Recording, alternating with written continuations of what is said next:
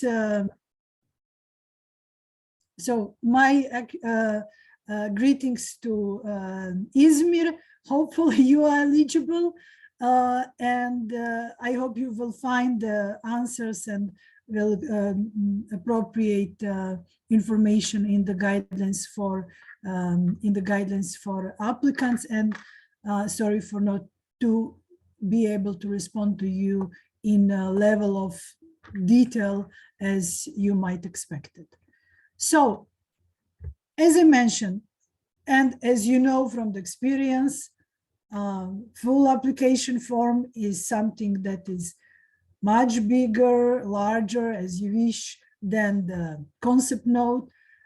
It includes, of course, the description of the action in number of details.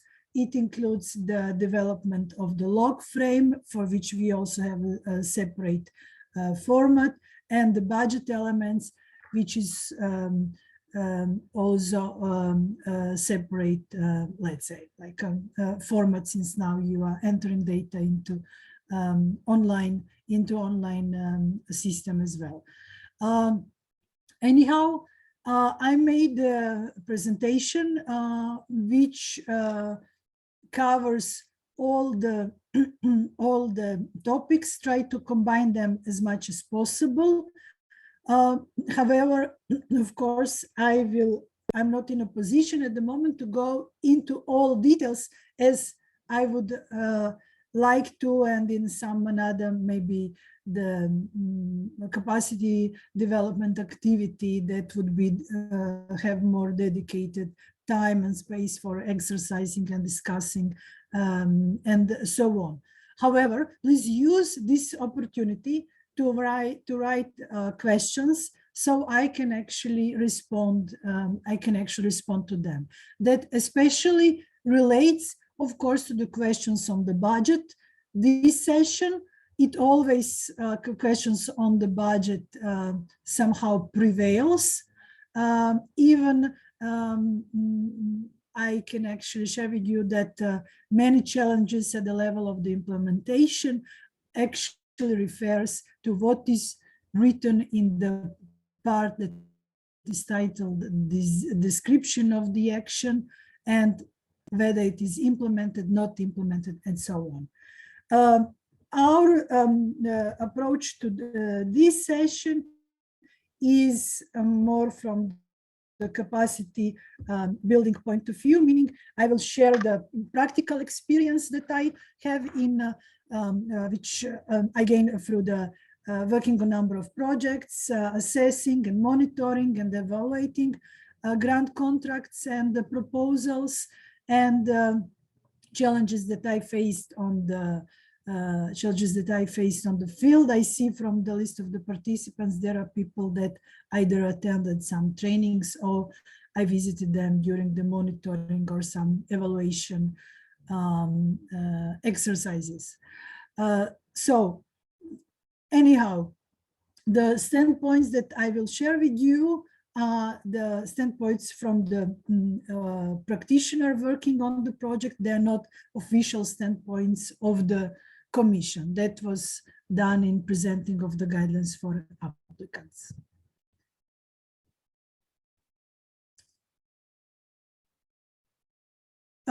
When we are starting with development of the full application form after the celebration that we are selected and that now we are continuing in the process, it is really important to reflect and remind ourselves and our partners on what is written in the tender documentation, primarily in the guidelines for applicants, because there are certain points which are reflecting on the full application form, which we did not need at the level of development of the concept note. So it's definitely the opportunity to refresh our memory of what is needed, for example, to more elaborate, for example, in relation to financial support to third parties. There are certain parts that should be more elaborated in the full application form. Of course, we have to continue working on development of the concept that was presented at the level of the concept note. We need to discuss the approach, ideas, and let's say the rules of the game with our partners, meaning co-applicants and affiliated entities. This is very much important when we are talking who will exactly do what, and who will receive which portion of the money. How this, let's say, budget cake will be distributed among partners. There are often situations that once the contracts are signed, there is always someone in partnership unsatisfied with actual quantity of work and quantity of the funds dedicated from the project budget. No matter what we signed the declarations, etc., etc., all sides involved should be aware on the final version of the full application, and including log frame and the budget. Once we start to prepare the documentation and writing actual proposal, it is important that we ensure sort of the quality control of the process. So make it is, my suggestion is somehow in phases. Write one part, then check it whether it's understandable, and so on. Do not wait the last moment when you will have lots of materials, because we always miss this part that somebody else who was not involved deeply in process read that and to actually tell us whether it is enough clear or what is unclear, and so on. So try to make such a composition of the work that you actually regularly conduct this quality checks, and to discuss immediately the distribution of the tasks and money, etc. And at the end, of course, and you have also in this format, you can see it immediately in the form that is part of the call for proposals package. You have this like one like self-evaluation, self-assessment check concerning the all administrative requirements that you have to follow in order to submit a successful application. There are, of course, many elements of the full application form. I mentioned the description of the action, log frame, and the budget. And besides the part that relates with experience, which is actually the PADOR information and declarations that should be signed and submitted, including now lead applicant and other co-applicants. There are information that should be also provided concerning methodology, implementation aspects concerning the action plan, and information on the sustainability, which is one large component that has several, let's say, like subsections that is asking us about impact and possible risks, and several types of the sustainability approaches of our proposal. So now at the level of the full application form, what we actually do, we are now, let's say, making operative our concept note idea. And those of you who already were working actively on preparing the full application forms are aware that much of the work is really on this how we will actually do it part of the work, and it requires really lots of involvement in terms of the planning, designing, calculating, and actually envisioning what will be needed in order to actually be successful in preparing the proposal and later on in producing the desired results. Following the similar approach like in the previous session, I will go like section by section and will provide information on the key points and also key weaknesses in this particular section. So now for the description, or we tend to call it also design of the action, we have finally enough space to write.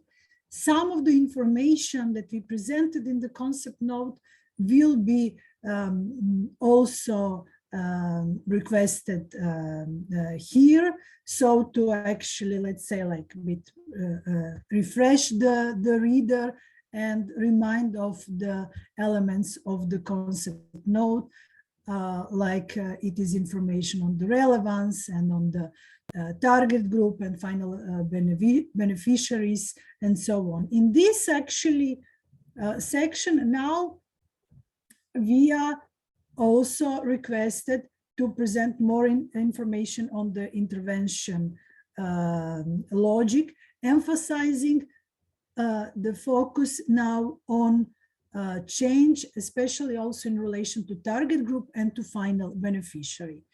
And then you are required after this introduction to present each activity or each activity package. This is now also up to you how you decided to be operative in terms of presentation of this information, meaning what each package or activity includes, what will be level of involvement of the other actors, like not just the lead applicant, but especially co-applicants and affiliated entities or associates and so on. And in this sense, also making a clear distinction which are the activities for which you will have a certain or specific costs, because you will have to hire particular expertise or support services, or you will have to purchase something, etc. In this part, of course, you will have to provide detailed information on your concept of financial support to third parties. When we are talking about some usual weaknesses in description, I prepared this like a short summary of the key issues that are observed in the practice. So usually what is missing some information in relation to relevance, like on the background source and from preparatory activities of the action. Concerning the target group and the final beneficiaries, usually what was mentioned as a weak at the concept note level also refers here.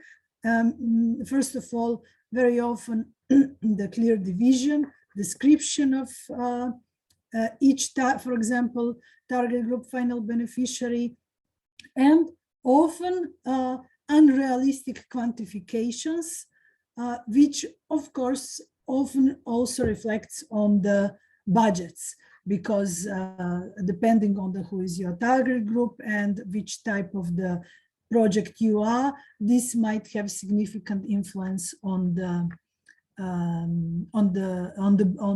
actual costs of the action. When we are talking about the intervention logic, here we usually have lots of information, but sometimes even too many. So if we have this opportunity to write a lot, that doesn't mean that we have to fulfill, everything. The problem is when you write a lot without emphasizing the key points or parts of the texts, not having like a clear structure and so on. So in presenting the intervention logic, and we will see soon with also presentation of the log frame format, try to actually search always to best ways to have some kind of the structure. Proposals are not essays, and that's important to actually have in consideration. We somehow tend, I think also, at least for the Western Balkans, I may say, it's probably related with our educational system and idea when we are having exams, well, doesn't matter what is written, just write a lot, you know, you will make impression. So in this case, this is not actually, this is not helpful. And this the same reflects for the presentation of the activities and activity packages. You know, that is, as soon as you miss the structure somehow, and you become too much descriptive, then it usually presents also the problem later on, even if you are awarded a grant at the level of the implementation, because you promised a lot. And it always happened, especially during the monitoring, that if we have some issues at the implementation level and contracting authority asks, but that's written in the application form, you said that you will do it, that applicants and in that moment grant beneficiaries are surprised with something that actually was promised in the document.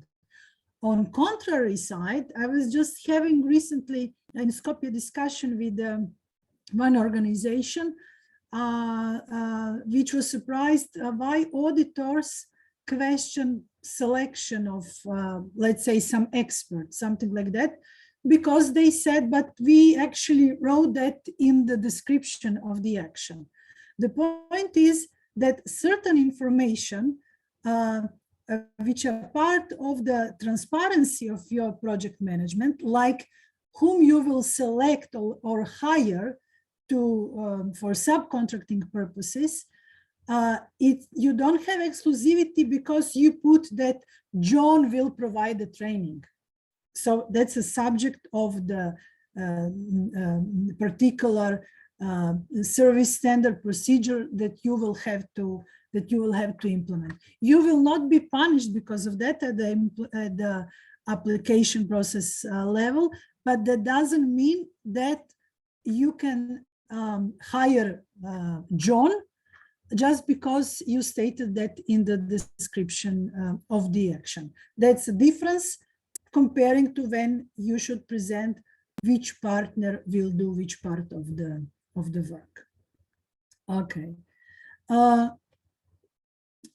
I think that concerning the financial support of third parties, we can all finally agree, and that actually many of our colleagues realized that in the meantime, especially those having recent grants with this component, that financial support of third parties requires the serious investment from our side in terms of the human resources, time to be dedicated to the activities around the FSTP support and the preparatory work, and of course costs that are happening because of the implementation of this kind of the support. So on the side of this great capacity development opportunity, we should be aware that this is a really serious and demanding part of the work to be conducted. So let's talk a little bit also about the intervention logic and log frame, and then I will make a small pause to see. I see that there are the numbers in the chat are increasing, so let's see what is happening in the chat and whether there are some new questions. When we are talking about the intervention logic, we should be aware that now, again, with an evolution of the systems, we moved towards the focus on change and results. And therefore, we should all the time question ourselves of what actually not just be done, but what will be the actual difference because we did the part of the work. So what is your project about? If someone asks you, what is your project about?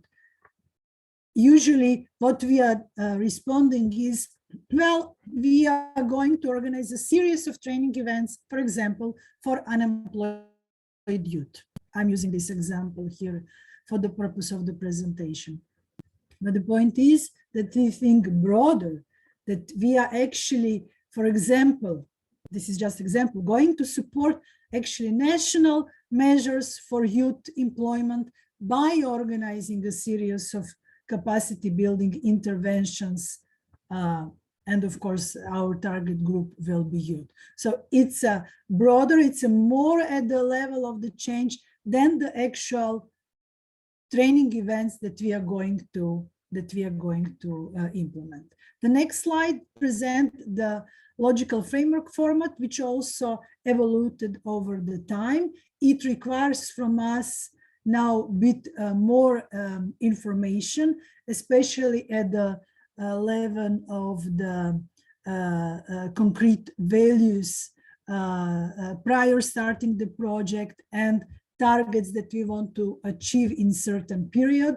And as you will see, it also reminds us on this, let's say, the results oriented framework toward the impact and outcomes and outputs. Of course, the idea of the logical intervention remained the same, so I don't think now we should go into details and explaining it. Some of the information concerning the intervention logic, you already actually presented at the concept level as well, concerning, for example, external factors, assumptions, etc. In relation to logical framework, definitely the area which actually requires constant progress, if may I say, is the area of making like a better, defining a better or clear, more structured indicators.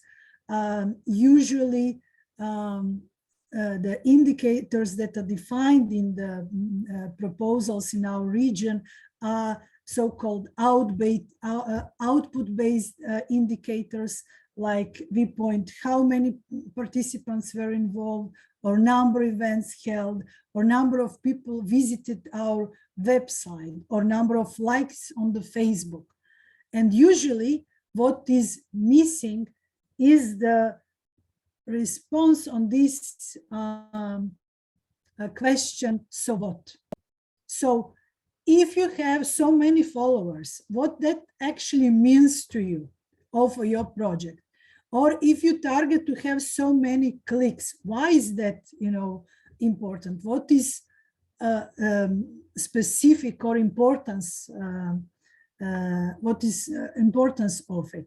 Usually, I can tell you from my experience from monitoring and assessing the reports, we hardly access that information because we are focused on, we said that it will be so much of trainings or this number of events, this number of the participants, but actually, why is that important?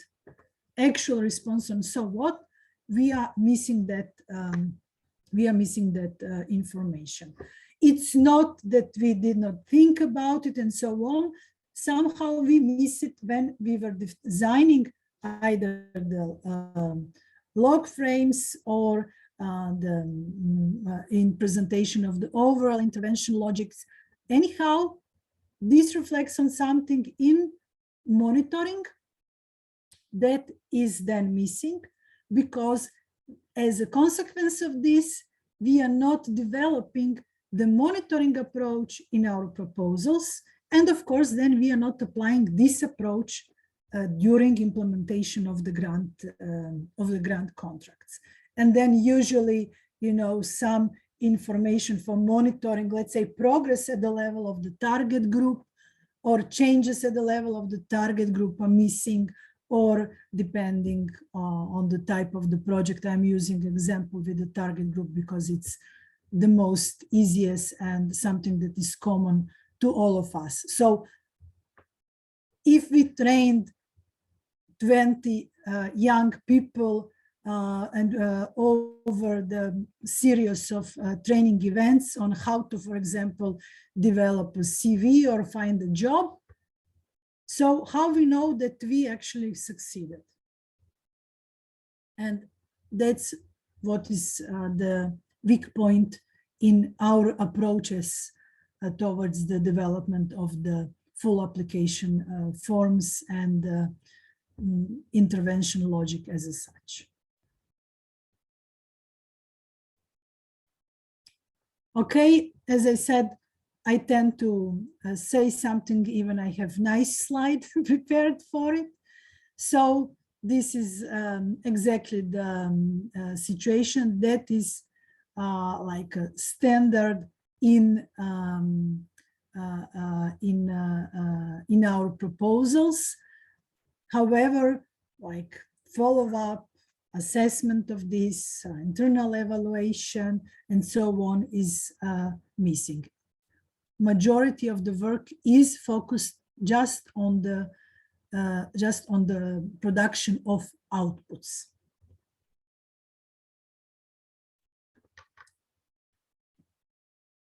In relation to this, and maybe now I finalize this part as a large section of the full application, then I can actually stop for a moment. At the level of the evaluation stage, if you again open the guidelines for applicants and you check the grid that is presented there, you will see 3 main sections that are evaluated, and the key components in these sections are what is the and how it's designed, the intervention logic, how is in overall connected activities, outputs, and results.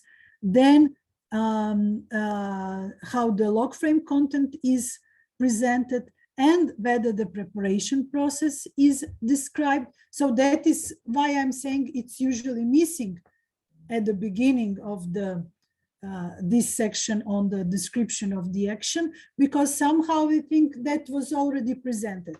That is why it's important to check always, once we are done, whether we presented everything that is required at the evaluation stage. And when we are talking about the problem analysis, we are here ask again whether the capacities of stakeholders have been taken into account. Okay, before we go into the implementation approach, Alexandra, let's see what do we have in the chat section. Thank you, Andrea, for this really great input related to chat section. Section, although it looks like very exciting, you know, nothing really happened there. Okay.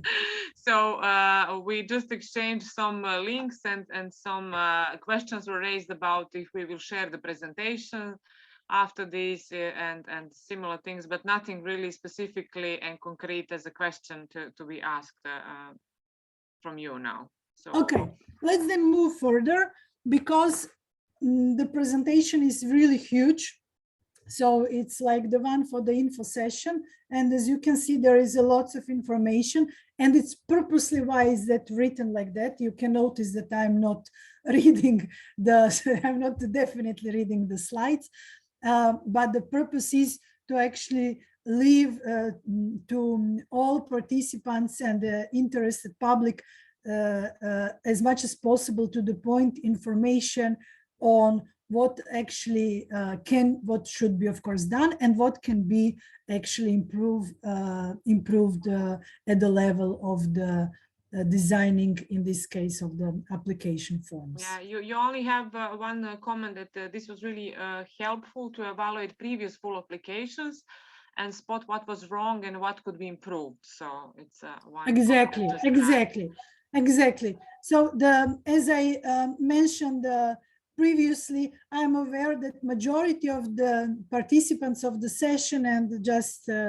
seeing by the names of the participants or organizations, are coming from, let's say, people who are already professionals with a huge experience, working for years in the civil society and on development of the proposals. These are just little details that I believe will be helpful. Also, on another side, those that, let's say, are just started to work in the sector, and this first information will be some guiding points from, of course, where to start this learning process. Okay, then we have we presented the design of the action, including the presentation of the activities or activities packages. And now we have a bit smaller quantity of the space to present our implementation approach. It was previously called like a methodology as such, and majority of the questions is actually more or less the same as it was in under the previous title. Anyhow, here we should be really careful to respond to a number of elements that are presented here, because we are not required just to talk about the methods that we will use in our work. It is, of course, important to present and describe those methods, not in many details, but actually to provide the sufficient information. If we say training, maybe what is our approach to training, duration of the training, main methods that we are using. If we say that we are going to organize campaign or will conduct research, etc., what that actually includes. Again, from experience, I can confirm to you that we have different understanding even on some, I'd say not the basic terms, but terms that we are all using, So if we say policy brief, there were like the grant beneficiaries which prepared the policy brief on like 1.5 pages of the document, or they prepared a document called study with in total like cover page and I don't know, the content was having like 5 pages, and then of course it tend to be a problem at the level of the implementation in terms of the that some output is not accepted. Usually we always think that then when we are talking about acceptance, that it's related with the cost, and it is. But the point is that if you did not produce what you said, that will be the first level for decision of ineligibility of the particular cost. Not to go into the details of the tender procedure or checking, the receipts and the payment procedures and so on. There are several aspects here besides the methods. Again, we ask about the previous sections, whether, of course, this is a continuation, whether we are using, for example, inputs from some evaluation that was conducted previously, whether this proposal is part of the larger program, then how this idea fits into that larger program, etc. We are also asked about the organizational structure, which is actually a great opportunity to provide information on the actually key roles of the human resources in your project. So here you can actually clearly present those that will be involved either as your management team or some colleagues and experts that will work continuously on the project, and to actually describe what that means. When you say project manager, who is that person, which, for example, briefly should have experience, what are your requirements, and what will be the job description for that position. Sometimes in some, maybe not so in CSO projects, but it can happen that even the project manager is actually hired once the grant contract is signed. It's not necessarily someone from our team. That is what relates to organizational structure. It would be also very much welcome to present information on the level of decision making. So, for example, which level of decisions can make the project manager, and which level of decision is for the responsible person in the organization, because someone also has to control the actual work of the project manager as well. And then, of course, you are presenting the role of different actors in this process. No matter what, you actually mentioned them in the description of the action. So you structure here brief presentation on the role of the different actors in the action. Monitoring, I just shared information on the monitoring. However, you are here again asked about the monitoring. So please respond on it, or make a summary approach, or even present your monitoring approach, even it was maybe mentioned in the description of the action, to be sure that you are providing the actual good quality information. Evaluation is not obligatory for certain level of the grant contracts. However, it's always recommended. And even if you have, in case, smaller grant, which it's not actually the case here, except for the lot 5, you are always actually sort of encouraged to include the costs for the evaluation of your project. Visibility approach should be also separately presented. No matter what, you may be presented that you will have like a campaign activity or something in the description of the action, because this is the information required as well here.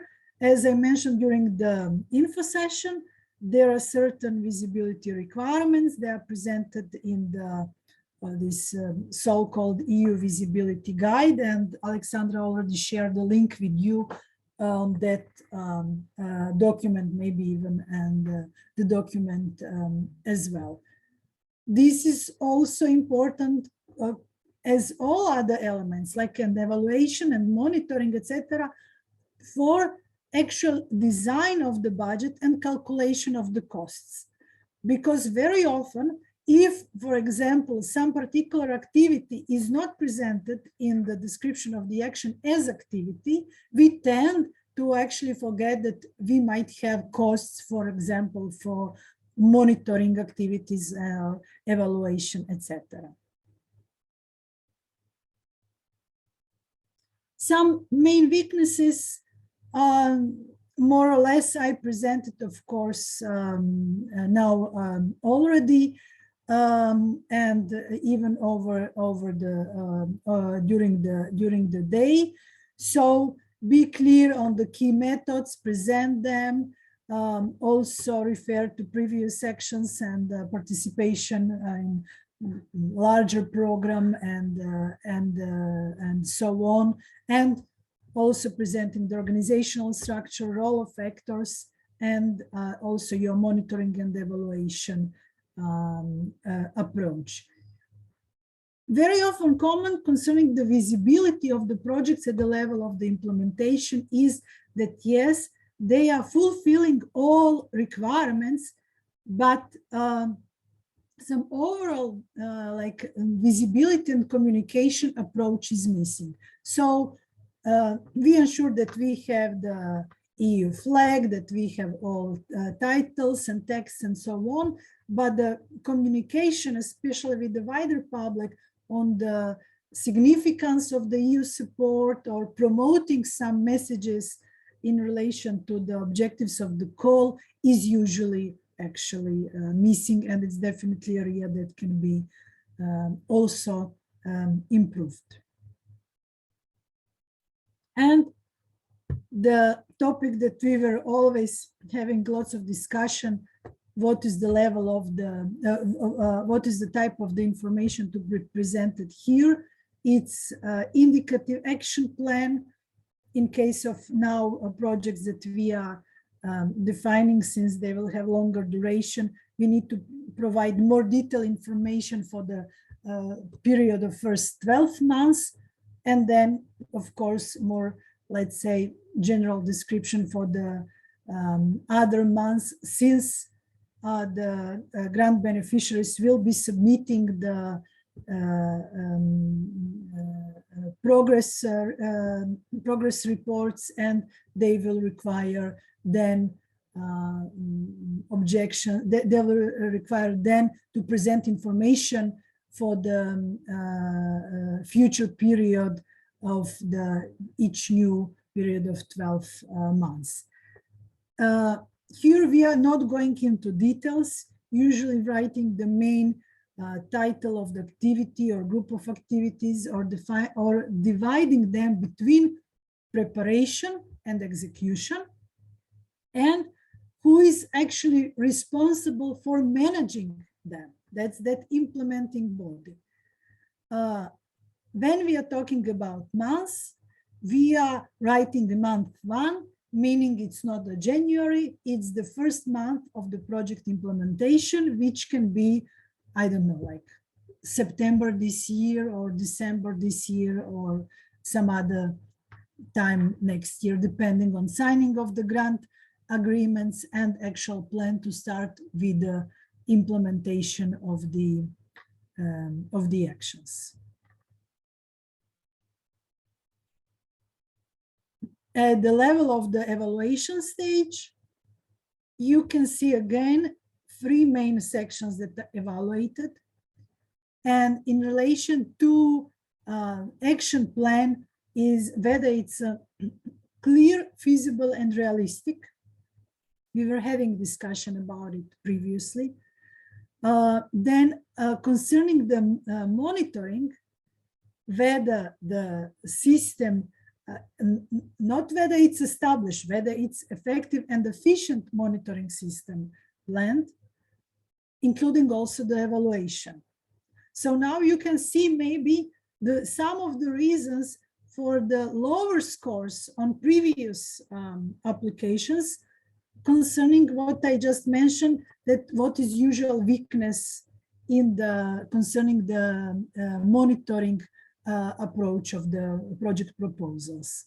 And concerning the partners, we have sections that are dedicated, of course, to involvement and participation of the co-applicants and affiliated entities. So they are the co-applicants are mandatory in this call. That means it will not be a question whether you have co-applicants, but what is the level, how it's presented information on their involvement and participation. So prior we go to sustainability, do we have anything else to add? I see that there is still discussion on the list of the participants or something. Andrea, there is nothing important related to your presentation part. So in case if something appear, I will let you know. Okay. You know, Alex, why is this now like that? You must be very clear and detailed. No, it is, I will now provoke, of course, but it's actually not an unfortunate situation that we are in this such a setup. Somebody would say, okay, it is like the after lunchtime and so on. The point is that actually participants are quiet, they await, they don't want to, you know, spend the valuable time which is dedicated to the section on the budget. So now, and I believe many of you actually wait that I finish with the story about the sustainability and other details of the full application form, so we can actually start the real very intensive discussion on the budget and the costs. So tell me whether I'm wrong, so you are free to actually share in the chat. This is my experience. Usually in the events that are physical, to ensure that participants stay until the end, I always prepare as a last session on the budget. So we actually finish with lots of discussion and with high level of intensity of participation. Well, the sustainability section, it's very often, again, something that we think that is, now, of course, it's my plastic presentation, like something that is like blah, blah, something to write. Not, of course, to offend anyone present here and people, of course, that are doing the serious job, but we always think somehow, you know, sustainability as such is not something that we proved by the end of the action, because that's something that reflects for the continuation. Sustainability, of course, it's monitored, it's reported as well. It is presented at the level of now the full application form as such. This section of the form has several subsections. One is dedicated to expected impact.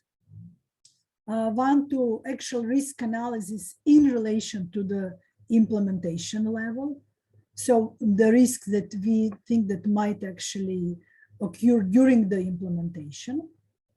And then we have, of course, set of questions in terms how we envisage, of course, and plan sustainability of the actions and dissemination of information about the project.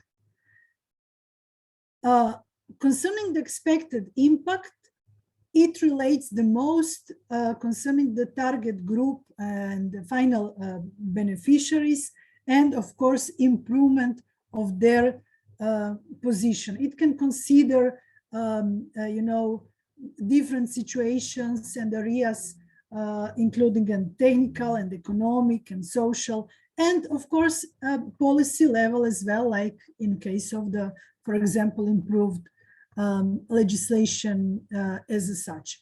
And this part of the full applications is usually very well written, because until that moment, we finally, let's say, started to live much more with our project idea, and we are much more clear about the actual changes that proposals will produce at the level of the target group and final beneficiaries. What is important here to consider that in this section, we have word which says what is expected impact. Because of course, at the end, you will not be certainly in position for the whole actual, let's say, the aspects of your proposal to claim that this impact certainly has happened or is achieved. What is usual mistake is that we simply copy paste information from the description section and just changing the tense, meaning that now we are just saying that this will be achieved, this will be done, etc., etc., etc. And this is not definitely copy pasting in terms of the proposal development should be avoided because it always makes some kind of the mistake or the mess. It's easier to write an overview how we actually see that situation will change concerning the impact of the project on the target group and final beneficiaries. As I mentioned, the risk analysis, it relates very much with our actually plan for implementation of the activities and possible risks that might happen and mitigation measures that then we have to count. It doesn't mean, of course, that this will certainly happen because projects have their life and you never know what can be, you know, the real risk, but some assumption what might happen, we should list it here, you know, like lack of the attendance for some participants or, you know, situations like, for example, very often we have elections in some country in the region and then we are not able to organize certain activities as we planned, etc., etc. Concerning the risk analysis, there are no some specific issues on the presentation. Usually it's very well presented. Concerning the sustainability, we are asked let's say 4 levels or 4 types of the sustainability. And usually we tend to provide the good quality information and concerning the financial sustainability, which is very interesting from the point of view, especially when talking about the civil society organizations, but have less ideas when talking about the institutional level of sustainability, policy level, and especially environmental. So as you can see here, definitely concerning the environmental level, and let's say now with evolution also of our knowledge and awareness on the environmental protection, let's see what we can present in the proposals that is not a sentence that we will avoid using less paper. So this is a little bit to make probably to actually stimulate you smiling and making a bit of fun in the session, but that's the really, I would say, the most standard answer on how you see the environmental sustainability of your proposal. And then at the end, we have this request to present the dissemination plan. It, of course, relates how we are going to disseminate information, especially about the results of the project, possible multiplier effects that can actually, you know, happen, and whom we will target with this information, and so on and so on. This is a sort of like a follow-up of the work that we actually done and actual results that we achieved. As you can see, at the evaluation stage, all mentioned sections are covered, especially concerning the impact on the target group, then making the multiplier effects, and concerning all elements of the sustainability of the results.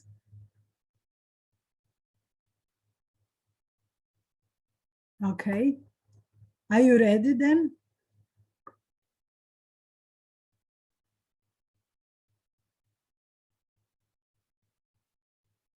Alexandra?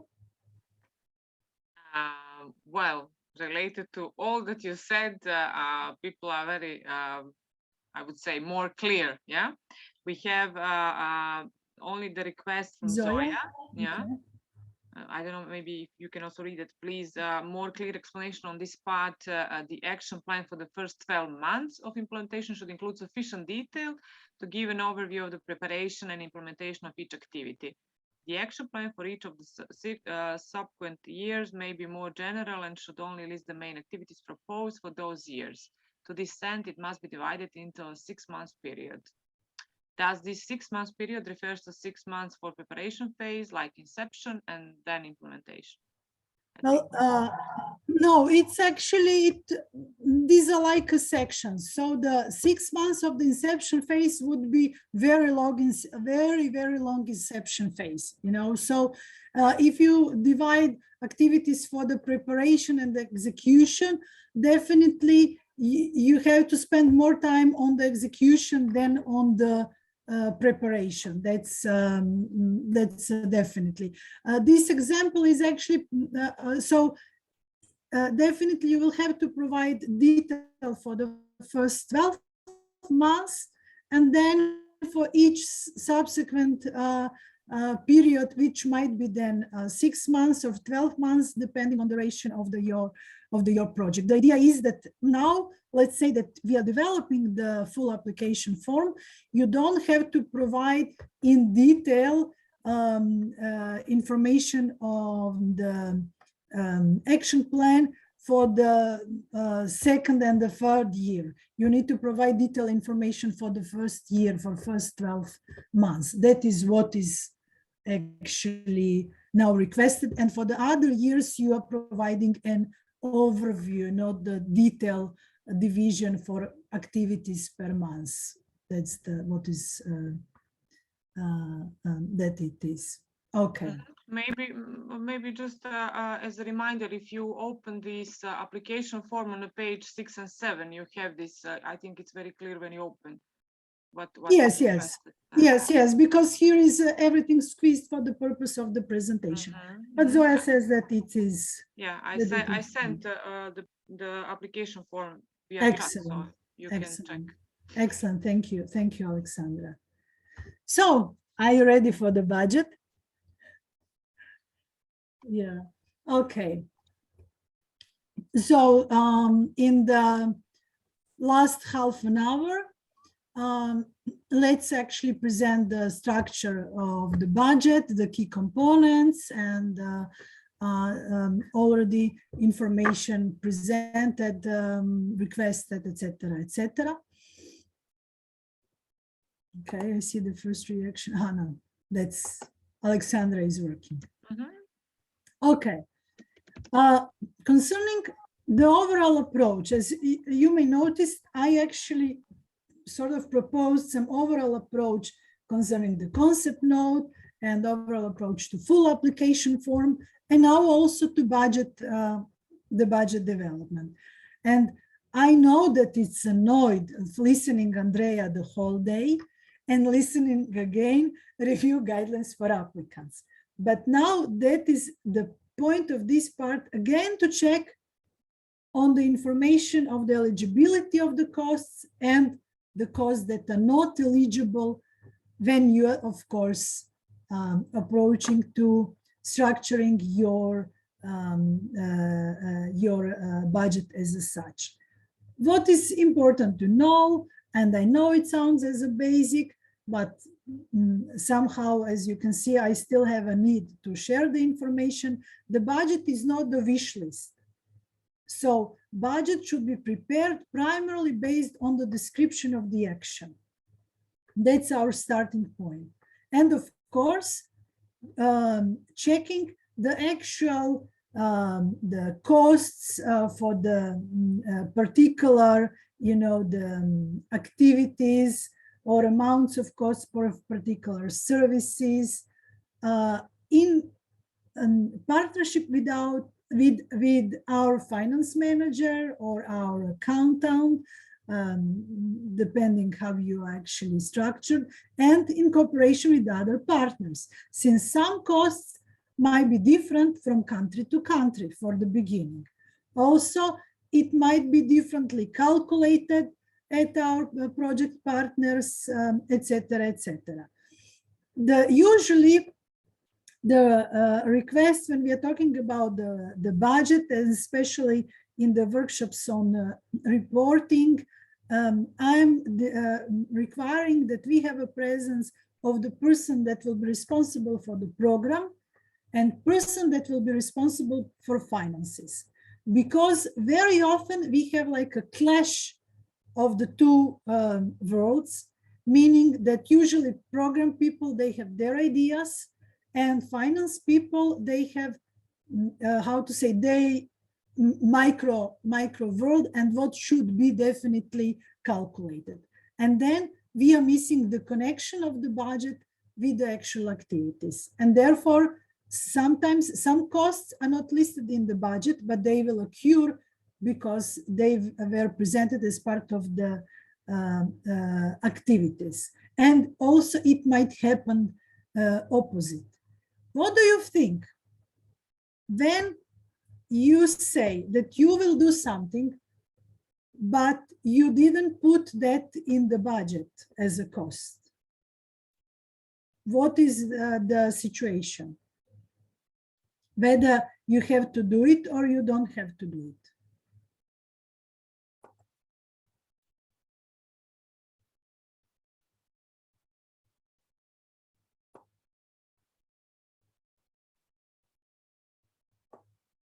You are ignoring me completely. No, there is from Daniela, you have to do it. From Milos, it's this time where we can use contingency budget line. Is that the time? No, it's not that time. Okay. But exactly what Daniela said. You have to do it on your cost because you don't have that in the budget. However, if you put in the budget something that you cannot justify with the description of the action, then you actually cannot occur that cost, and very much probably during the budget clearing process prior, that's part of the presentation of the grant contracts, this actual cost will be removed from the budget because you cannot justify it with a certain work that you are planning to do. Contingency reserve, we have this later on, but I can actually now share also that information is for the situations that are presenting contingency situations. So something that we couldn't plan or we didn't plan because of some reason. It's always good example, maybe not the most appropriate for this type of the projects, but it's for the purpose of learning very good. For example, you have renovation of some premises. For example, you are renovating some youth center, and during that process, something happened, and you have additional unplanned costs. So probably, I don't know, some damage happened because of the works, and this can be something that you could not influence on it previously, and that is the contingency. Situation. We were actually having several examples in the region of the projects facing such a situations, and even having like archaeological discovery while renovating of some of the community premises, which then presented the contingency situation. So in order to use something that we are calling contingency reserve, actual situation should happen, and we should actually justify that situation towards the contracting authority, and contracting authority will say, okay, well, this is definitely the contingency situation, and we then approve that you use that reserve. So you can't just use it because it's in your budget, meaning it might happen that contingency situation will not happen and you will not use contingency reserve at all.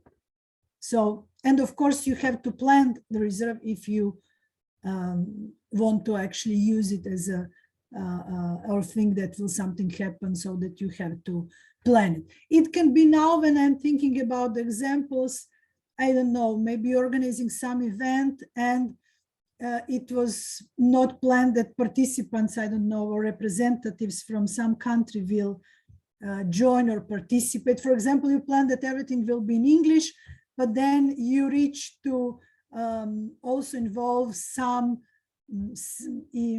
participants that have significance for the event, but they do not speak English, and you need, for example, translation service. So this might be, for example, contingency situation.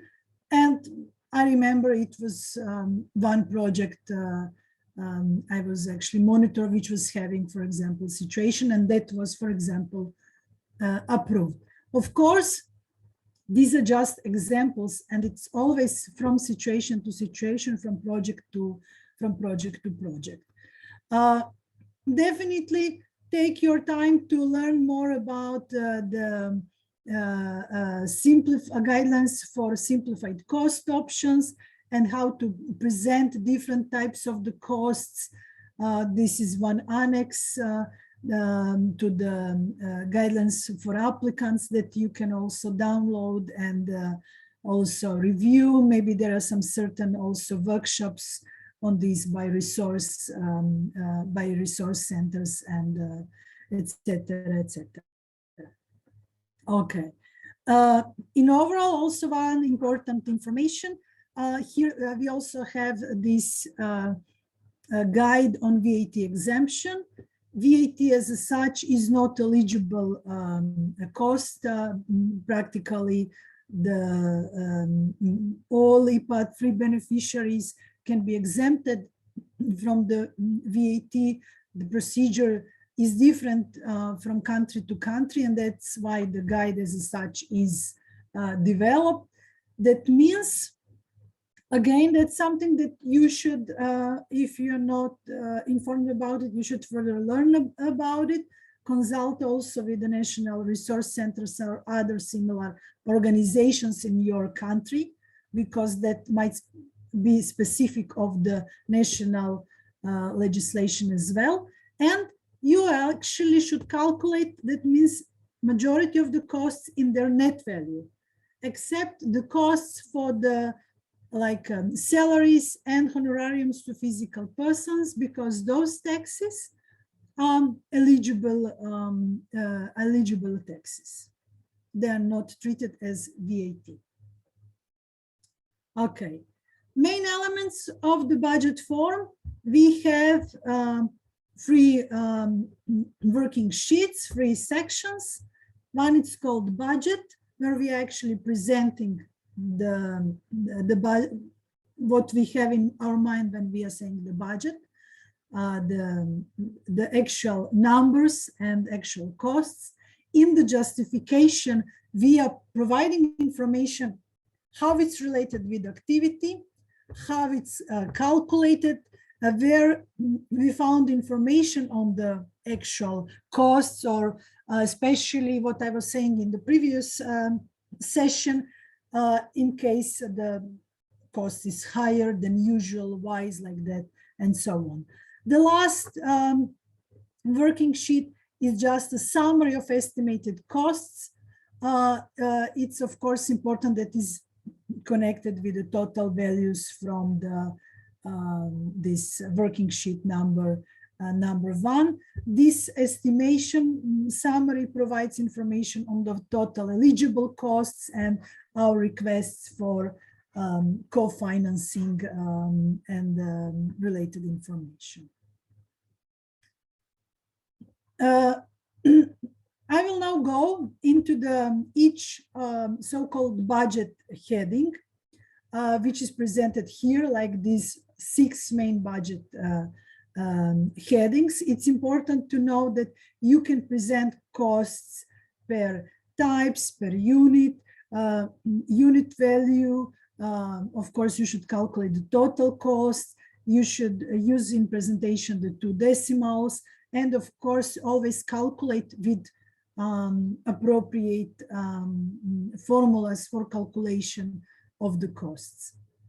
When talking about the human resources, in this budget heading, usually we present the positions that will work on the management of the project, but also will conduct some technical, let's say, services on continuous basis. So those that are presenting our resources and are continuously involved.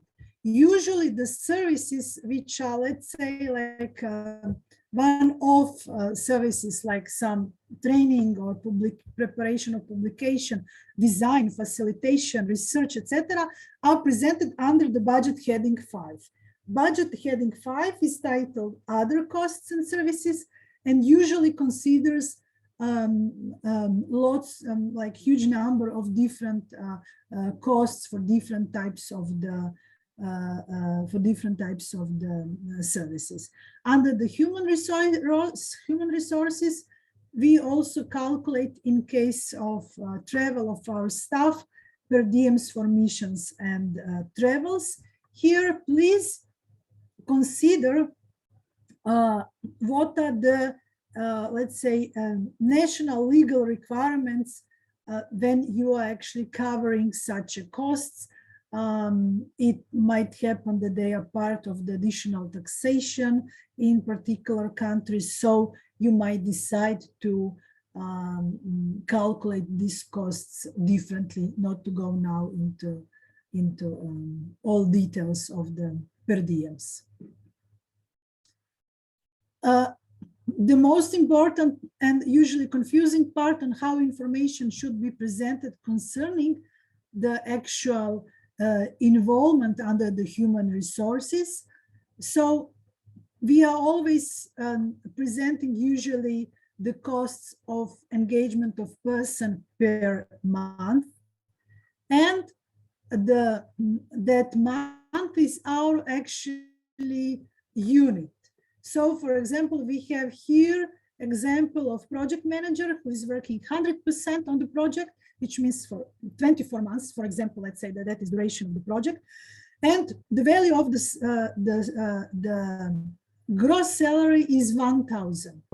However, if someone will be engaged less percentages of time, so less than 100%, and here is again simple example of 50%, that actually does not reflect on the actual salary or honorarium that person receives, but on the actual composition in the number of quantity of the units per month. So that means that that person will not work 24 months in total, but will work actually 12 months. And this then presenting that in the budget, and the actual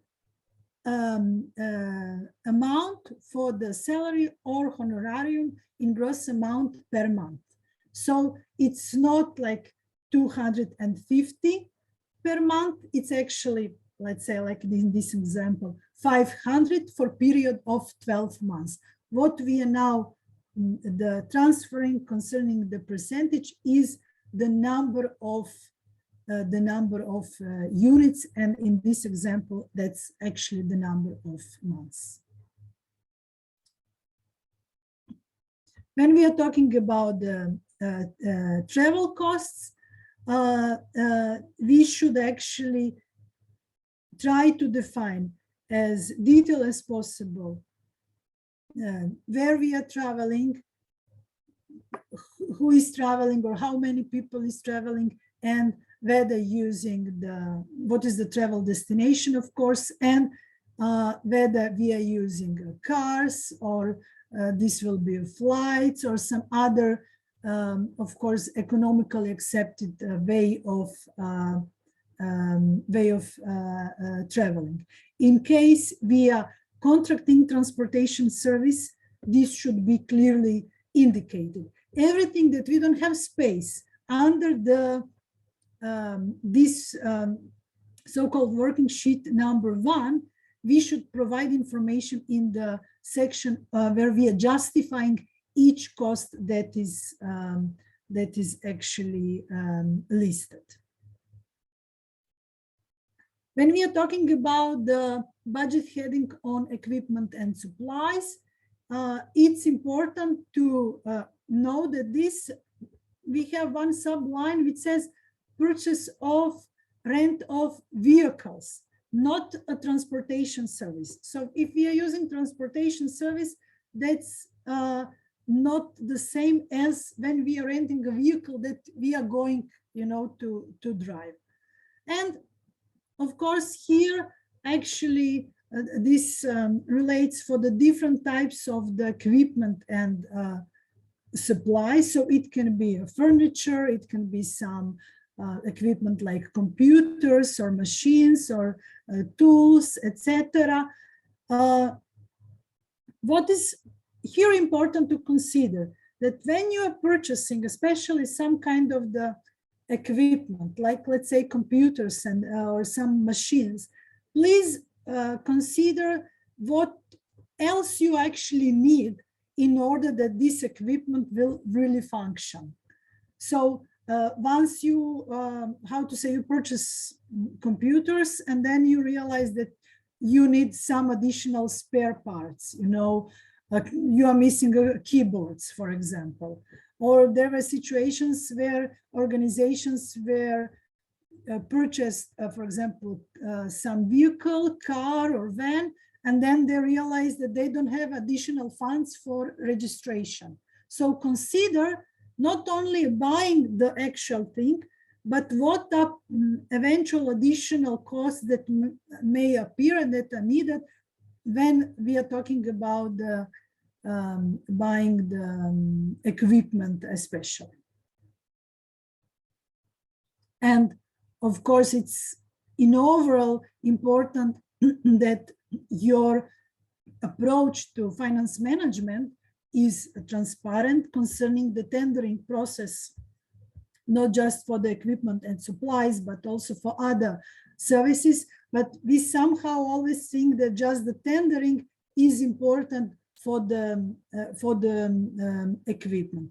However, all these details that I said concerning, for example, spare parts of the equipment, etc., might be of the importance when preparing the tender documentation. So if we are not, how to say, we don't have experience or knowledge on purchasing the computer, then it's important that we actually contact someone who will help us to prepare this request for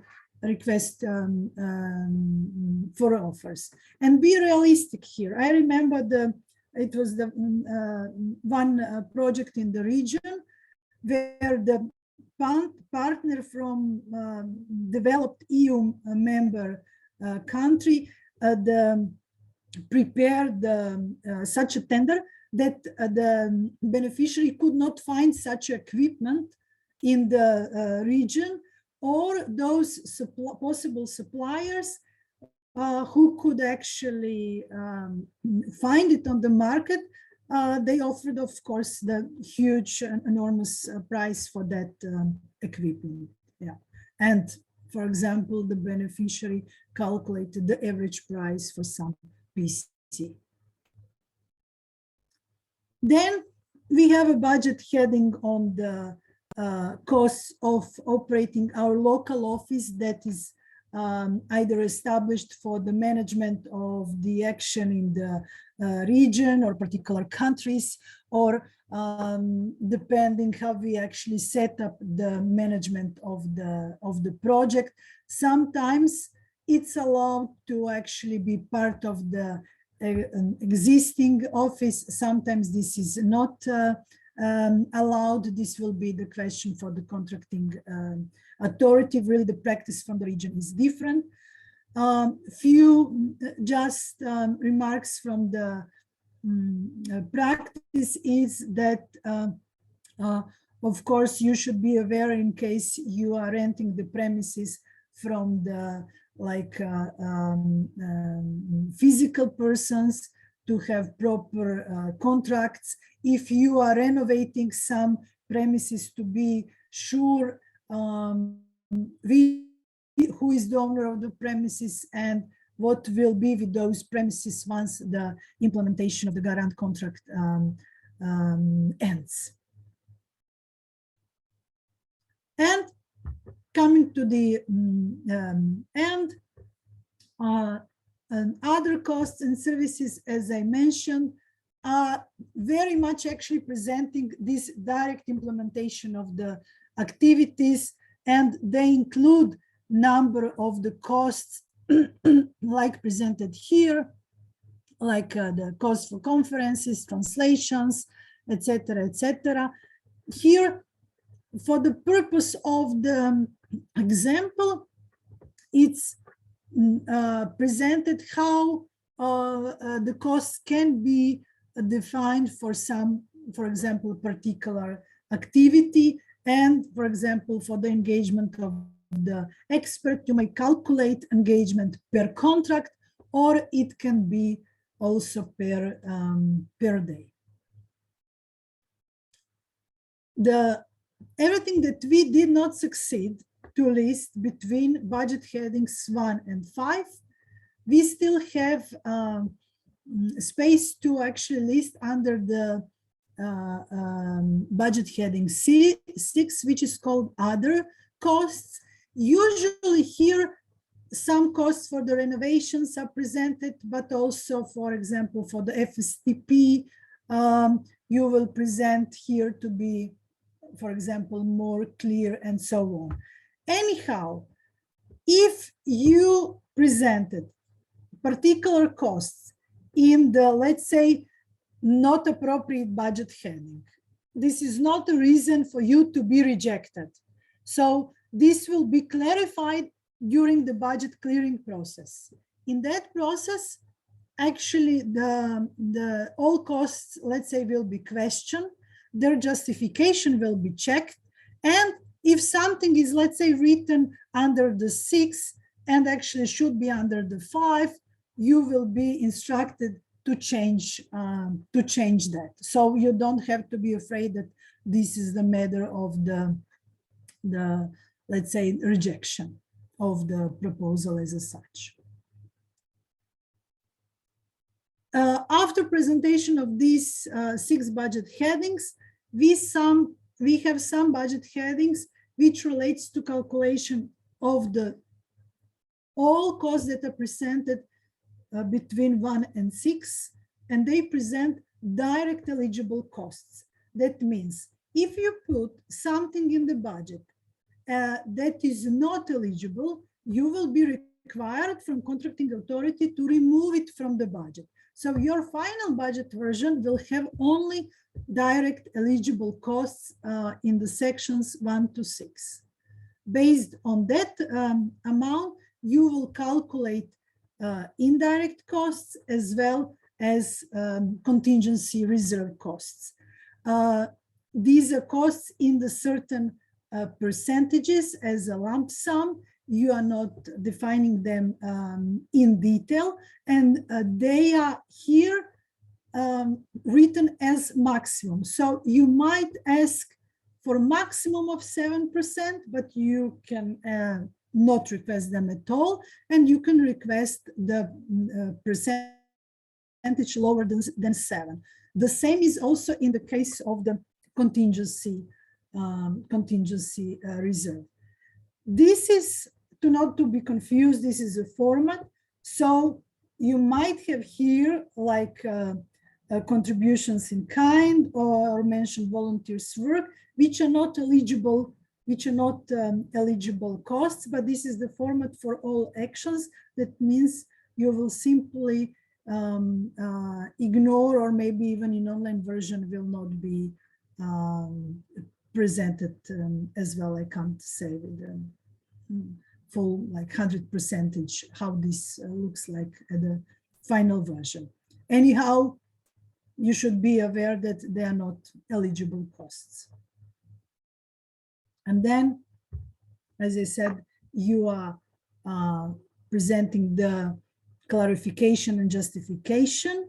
For your information, I developed here one example so you can see what is actually the requirement for the, let's say, quantity of information to be provided for the each cost. Hopefully this will help to you in defining your budgets and to overcome this evaluation that you were unsatisfied concerning the cost efficiency. This is, let's say, my small contribution to you. And at the end, we have this working sheet 3, which is just the summary of information from the working sheet number 1. Here, again, do not be confused. As you can see in the general format, it's mentioning some types of costs which are actually not eligible. We discussed during, I think, info session concerning the co-financing. You should ensure for the majority of lots certain co-financing, and you can actually share the co-financing among your project partners. You can also, during the project implementation, maybe raise funds from other donors. You will anyhow, let's say, report this practically in your final reports, maybe at some stage at the level of the implementation, but definitely you have time. If you don't have ensured co-financing at the moment, it shouldn't be an issue for you to apply. That's the actual message. And this is something that we already mentioned concerning the evaluation of the budget. It's evaluated whether the budget actually appropriately reflects activities and whether the estimated costs are in line with the expected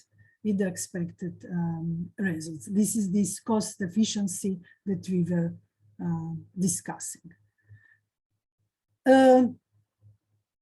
I'm coming to the end.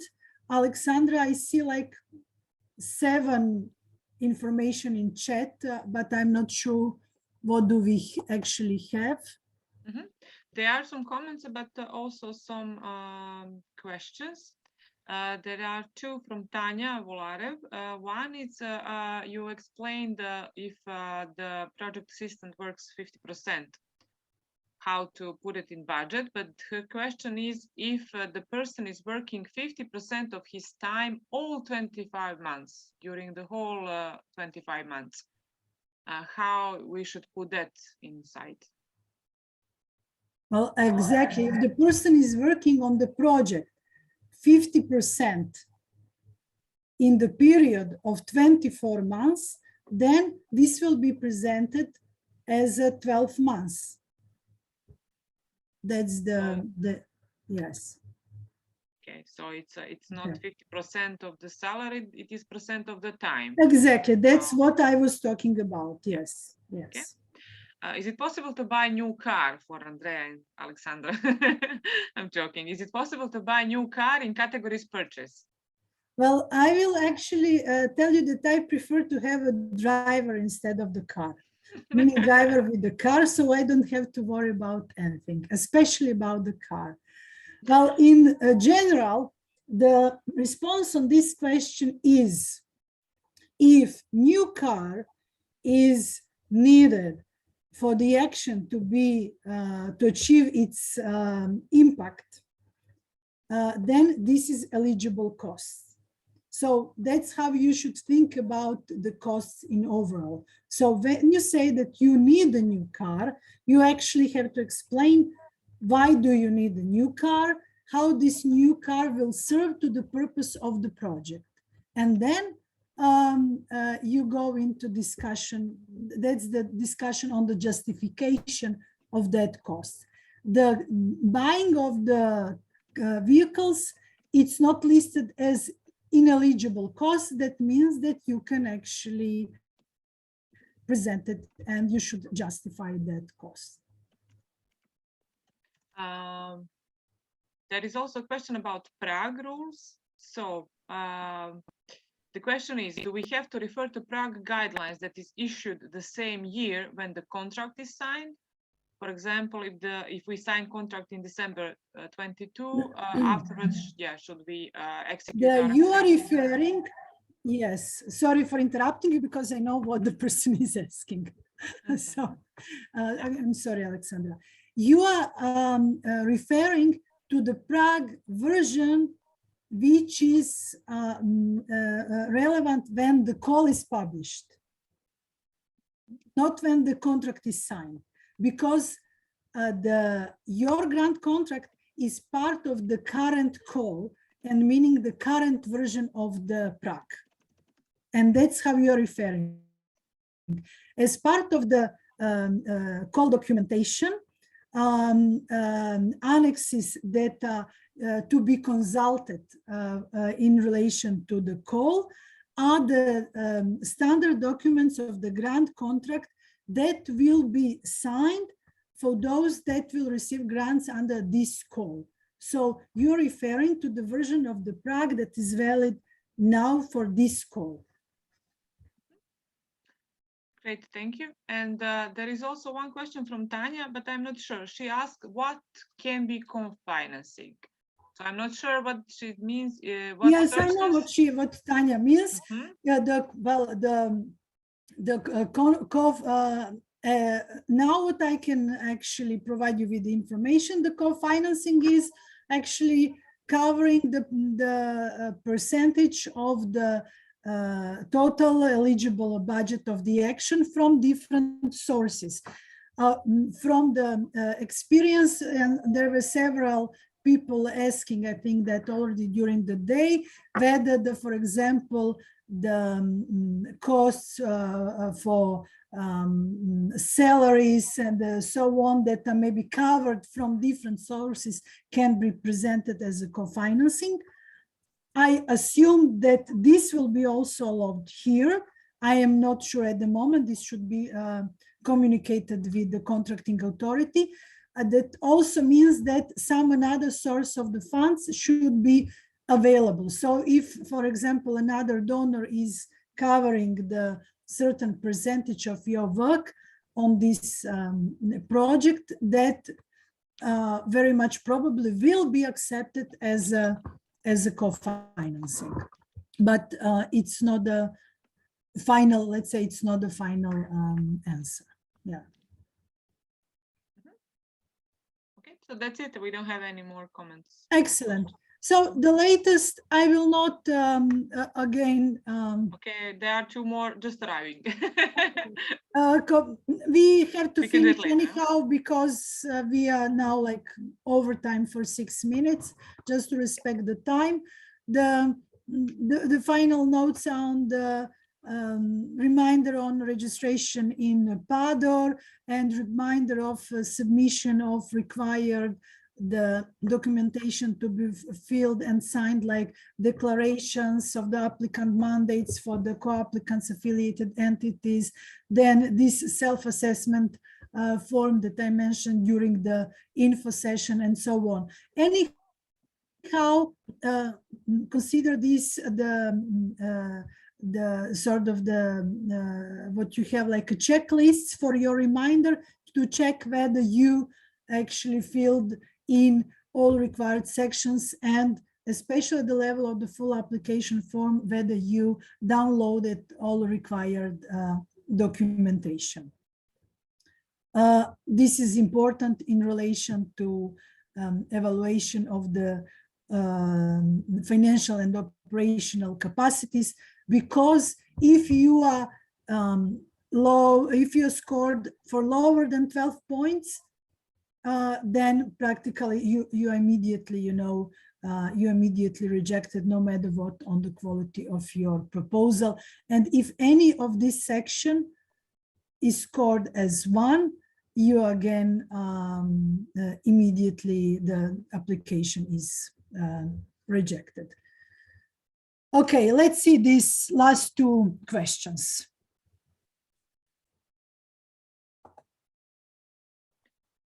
Okay, there is one from Milos. I don't know if you are reading this now. Is it appropriate to notify if the co-financing is already secured? For example, if someone has an institutional grant from the other donor that could be used for the project?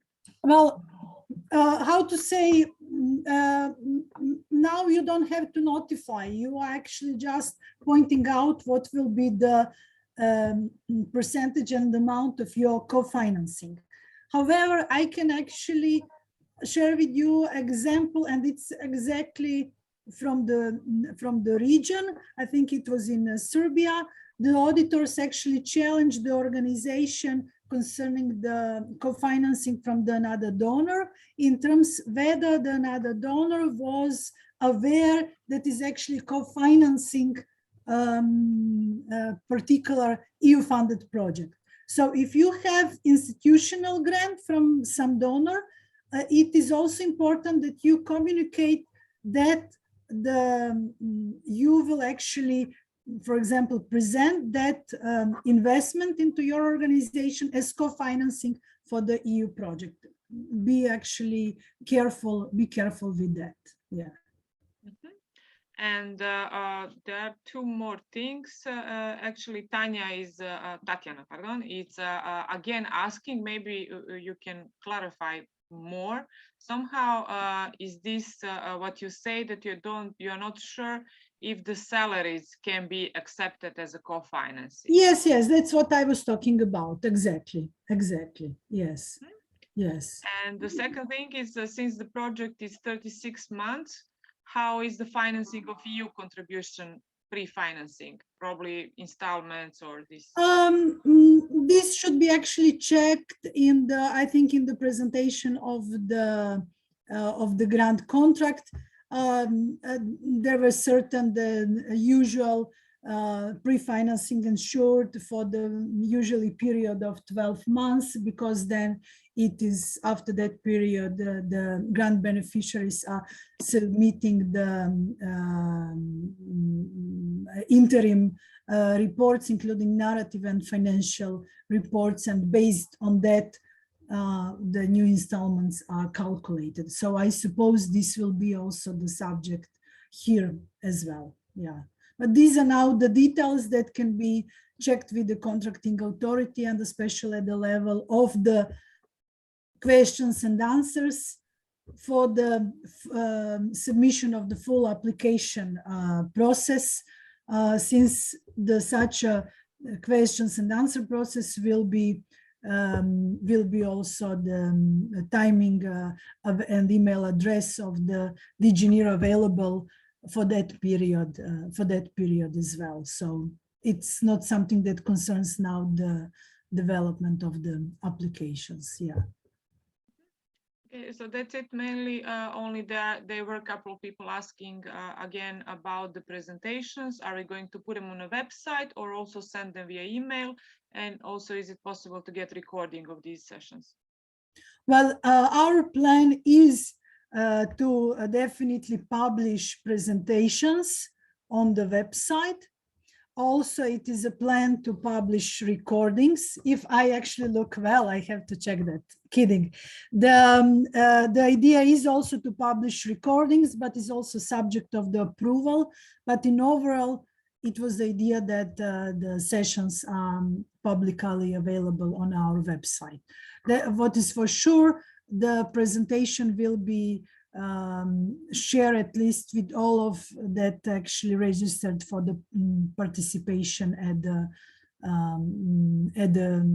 event as such. Number of information that we shared during the day concerning the links and documents and so on, they're already available at EU Tax-Free website. So you can already actually visit the website if you did not download the certain information concerning the requirements on the gender issues and number of documentation in relation to gender, but also the CSO guidelines, FSTP brochure, and so on. Okay. Alex, can you just write in the chat I think that Carmen is asking the link of the website, EU tax-free website.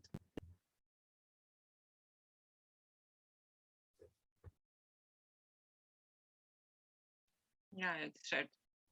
Okay.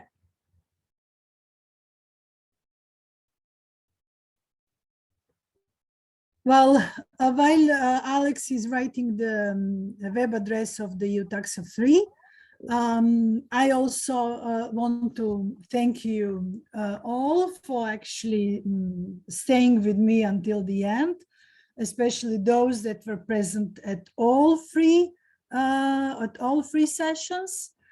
In let's say upcoming period, I will prepare the responses on a number of the questions that have been asked. Some of them responded, some of them no, some of them not. Now they will all be responded.